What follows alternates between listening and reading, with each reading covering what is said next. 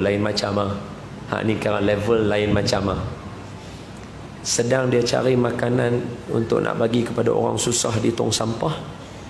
Dia tak ada duit, dia orang miskin. Dia cari, tiba-tiba anjing mai duk sapa dia lah. Bahasa kita, bahasa elok lah, anjing mai sapa. Anjing duk kong dia lah, duk menyalak kong kat tempat dia, duk cari makanan sekali dengan dia, duk kong. Sayyidina Uwais Al-Qarni, dia kalih ke anjing tu, dia kata, ambil bahagian kamu mimma yalik wa ana mimma yali. Kamu cari bahagian kamu, aku cari bahagian aku. Kita sama cari makanan kat tong sampah, tapi nanti di akhirat kalau aku lintas titian siratal mustaqim, aku jatuh, kamu lebih mulia daripada aku. Tapi sekiranya aku lintas titian siratal mustaqim, aku lepas, aku lebih mulia daripada kamu. Oh, hebat lah. Hak ni kita tuan-tuan nak letak diri kita tang mana? Tak boleh ha. Saya pun tak boleh. Malu. Kita tengah makan lagi awet lalu pun kita syok kan. Waitress mai pun nak ayat apa? I love you. Nampak? Kita tak boleh kontrol. Nak letak kita dengan Sayyidina Uwais tu tang mana? Memang tak jumpa. Kelam tu. Dah lah penghulu segala para tabi'in. Maksud dia cukup hang dah bahasa ni bahasa bukan bahasa tak hormat dan saya semang bahasa kita. Hang dah penghulu tabi'in kot, cukup steady dah lah, janganlah duk buat dah hang penghulu tabi'in kot, cukup hang duk buat over apa lagi Tara tu pun dah masih lagi membandingkan diri dia dengan seekor anjing. Nasyat lah. Hak ni semua orang yang mana yang letak maut ni ada dengan dia dalam ni 24 jam. Sebab tu Nabi habaq kat kita, kalau esok kiamat, semua orang mati esok, ada benih dalam tangan, tanam benih. Pasal apa? Nak suruh kita, lagi kita ingat mati, lagi kita fikir apa kita nak tinggal untuk anak cucu keluarga kita. Sebab itu kita digalakkan ziarah kubur. Hari ni, pagi tadi, ahli keluarga kami ada yang meninggal dunia.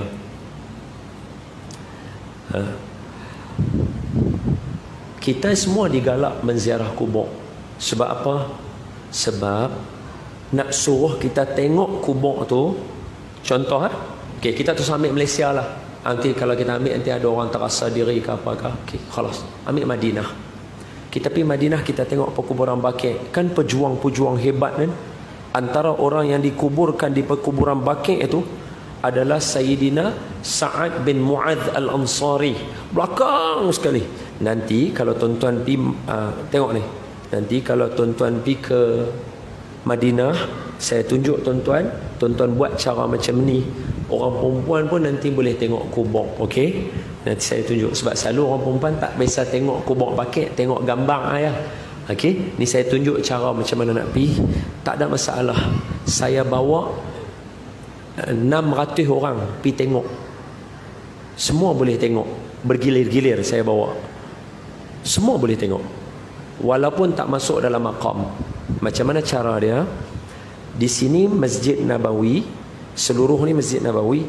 Pintu yang kita masuk ziarah Masjid Nabawi itu nama dia Babus Salam. Bila mai Babus Salam, keluar Babus Salam namanya Babul Baqi'. Sebab apa? Ini pintu Baqi' yang Nabi punya masjid tu. Maqam Nabi kat sini. Ini pintu. Berdepan pintu tu perkuburan Baqi'. Besar perkuburan Baqi'. So tuan-tuan berjalan, tuan-tuan jangan tuju tengah. Kalau tuan-tuan tuju tengah, tuan-tuan duduk tengah-tengah ni, tuan-tuan hanya nampak tembok aja sebab dia tinggi. Saya tuan-tuan kena ingat, kalau bahasa utara kata kena naik gon. Tuan-tuan kena naik gon lagu tu baru boleh naik. Jadi kalau tuan-tuan berdiri kat sini tak nampak ni tembok. Jadi kita hanya hadiah Fatihah dan sebagainya. Orang perempuan sampai bila-bila tak boleh tengok. Orang lelaki boleh masuk. Setiap kali lepas waktu semayang boleh masuk. Orang perempuan tak boleh. Jadi macam mana nak bagi orang perempuan tengok, orang lelaki tengok? Tuan-tuan ambil sebelah kiri sekali. Perkuburan Baqi' dia ada hujung dia belah kiri. Keluar Babul Baqi', jalan, ambil kiri sekali. Tuan-tuan jalan sepanjang ni. Di tengah-tengah ni, tuan-tuan nampak kubur jelas depan mata. Ni dia kubur Baqi'. Jadi bolehlah kita habaq kat orang. Yang ada 2 batu, orang perempuan. Yang ada 1 batu, orang lelaki. Itu beza lelaki perempuan dekat perkuburan Baqi'. Nanti orang perempuan bolehlah tengok. Kiri lagi, kan kubur dia panjang macam tu. Tuan-tuan ke sana lagi, akan ada kubur 2 dekat situ, di kepungan. Situlah kubur Sayyidina Sa'ad bin Mu'adh Al-Ansari. Siapa dia? Siapa dia? Beliau adalah orang yang wafat dia, arash bergegar. Tuan-tuan tahu tak arash berapa orang yang tanggung? Ini Quran tuan-tuan, bukan Quran saya. Quran tuan-tuan. Saya tunjuk. Surah muka surat 566. Ya. Surah Al-Haqqah nama dia. Anak-anak yang hafal Quran dia pandai lah. Kita tak pandai sangat. Kita merangkak. Tengok ni. Muka surat 567. Senang aja nak ingat. 567. Ayat yang ke 18. Bukan. 17. Wal malaku ala arjaiha wa yahmilu arsya rabbika fawqahum yawma idzin thamaniyah. Jom baca. Dan para malaikat berada di pelbagai penjuru langit. Pada hari itu 8 malaikat akan menjunjung arash. Arash ni ditanggung oleh 8 malaikat. Tuan-tuan tahu arash Allah besar mana? Tuan-tuan tahu tak kursi Allah besar mana? Malaikat yang tanggung tu besar mana? Tapi wafatnya Sayyidina Sa'ad bin Mu'adh Al-Ansari, bergegar tiang arash. Kita ziarah makam, tujuannya untuk apa? Untuk beringat dekat kita. Apa dia? Sayyidina Sa'ad bin Mu'adh Al-Ansari meninggalkan kisah yang agung kepada kita untuk kita belajar dan ambil manfaat hari ini pada tahun 1441 Hijrah. Saya cerita tuan-tuan. Tuan-tuan, beliau wafat, bergegar tiang arash. Hebat dia. Kita pun dengar, Allah, insaf ya Allah. Kita dengar. Beliau tinggalkan kehidupan macam tu untuk kita. Tuan-tuan nak tinggal macam mana kepada anak cucu tuan-tuan? Saya nak tinggal macam mana dekat anak cucu saya. Itu tujuan kita. Jadi kita tak boleh give up. Biarlah negara macam mana kucak-kacir, biarlah bagaimana keadaan ekonomi, yang penting esok anak cucu kita dia akan tengok kita juga ke mana pun. Ceritalah Perdana Menteri hebat lagu mana pun, bagi cucu kita, Tok Wan dia lah yang paling hebat. Saya senantiasa ada gambar tu, saya simpan dalam telefon saya. Gambar ni selalu saya share dengan isteri saya. Saya kata apa? Memang saya penat buat kerja ni, tapi setiap kali bila tengok anak duk tengok saya, tak boleh penat lah. Mereka duk tengok kita. Sama macam tuan-tuan. Ada banyak mata-mata kecil yang duk tengok tuan-tuan. Tujuan malam ni satu je kesimpulan. Kita nak tinggal macam mana keadaan kita bila kita tahu ajal kita sampai. Sebelum penutup, sebagai menghormati atuk saya yang banyak memberikan kami, keluarga donor ni, saya cerita tuan-tuan sikit. Tok saya meninggal tahun 1999. Saya tingkatan 3. Seminggu sebelum tok saya wafat, tok saya panggil semua anak cucu dalam keadaan dia buat red alert. Dia kata, aku rasa aku nak mati dah bah. Semua orang gabra. Tok saya kanser. Kalau ikut medical term isteri saya pure genetic cancer. Mak saya, ayah saya Atas Tok Wan cancel, mak dengan ayah saya bawa pula, dah ada. So, anak confirm ada. Saya ready lah nak buat macam mana. Zikir lah. Hak tu boleh lawan. Orang rumah tak terbakar pun boleh. Betul tak betul? Kena yakin lah. Kena. Okey. Saya nak beritahu apa? Tok saya dia buat red alert. Dia kata aku rasa aku nak mati ni, aku sakit ni. Pakat semua turun mai. Apa dia buat? Dia kata dia duduk, dia kata panggil semua anak lelaki aku mai. Mai, tok saya ada 6 orang anak lelaki, 7 orang anak perempuan, 13 orang semua. Bapa saya punya adik-beradik. Semua hak lelaki duduk, termasuk saya masa tu sebab tingkatan 3. Bapa saya suruh duduk kat tepi katil juga dengar. Tok saya kata, tolong bagi mandi aku dengan cara mandi jenazah. Esok kalau aku mati, aku tak mau hampa kalut tak reti nak bagi mandi aku. Hak teriak-teriak lah. Hak menangis-menangis. Hak yang lain pakat siapkan rumah macam nak mandi jenazah. Pasang kain rentang, tutup, tak mau air dia. Ambil katil, pasangkan plastik, letakkan bantai dengan plastik, tak mau bagi basah. Sebab kita tak pinjam pun kat masjid, kita buat kat rumah. Bagi baring tok saya, buka baju dia, tutup hanya dengan kain pelikat aja dekat antara pusat dengan lutut. Ni saya ingat ayah saya pesan, suruh tutup aurat, tutup lagu tu. Tok saya baring. Bila tok saya baring, anak cucu pakat bagi mandi jenazah, perong bagi mandi, hak basuh, sabun dan sebagainya. Kemudian sampai dekat tempat bahagian sulit, ayah saya yang nak kena cuci. Lepas tu ayah saya terberhenti. Tok saya kali, tok saya kata, buat macam aku mati sungguh, cuci aku. Ayah saya cuci. Tok saya siap mandi, dia pakai baju macam biasa, dia duduk atas katil relax. Semua orang pun dah makan minum semua, tidur sampai esok pagi semua orang balik. Selang 3 hari, tadi seminggu, selang 3 hari sebelum wafat, dia panggil lagi sekali. Dia kata aku rasa aku nak mati. Pakak semua balik. Dia suruh bagi mandi lagi sekali, mandi jenazah, 2 kali mandi jenazah. Dan hari dia wafat dekat hospital bagi mandi jenazah dia. Tapi anak cucu menyesai tak? Anak cucu tak menyesai. 2 kali dah bagi mandi jenazah. Ni saya cerita sebab apa? Tok saya tinggal macam tu. Takkan saya nak tinggal benda yang tak ada apa. Sama macam tuan-tuan, saya yakin sejarah keluarga tuan-tuan hebat. Kalau tidak, dia tak akan tempatkan orang-orang hebat dalam rumah Allah.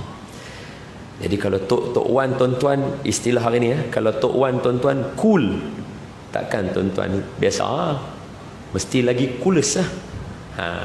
Okey, Tok Wan tuan-tuan terror kan. Takkan tuan-tuan biasa-biasa je.